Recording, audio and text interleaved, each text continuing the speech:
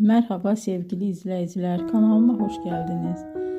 Bugün sizlere Hande Erçel'in kariyerinin yükseliş dönemine kısa bir yolculuk yapacağız. Hande Erçel televizyon dünyasına adım attığında henüz çok gençti. İlk rollerinden sonra asıl büyük çıkışını romantik komedi dizisi Aşk Laftan Anlamaz ile yaptı. Bu dizide Hayat Uzun karakterini canlandırdı ve performansı büyük ilgi gördü. Dizi yalnızca Türkiye'de değil, dünyanın birçok ülkesinde yayımlandı ve milyonlarca kişi tarafından izlendi. Böylece Hande Erçel uluslararası bir hayran kitlesine sahip oldu. Başarısı bununla da sınırlı kalmadı. Daha sonra farklı projelerde yer alarak oyunculuk yeteneğini, farklı yönlerini göstermeye devam etti.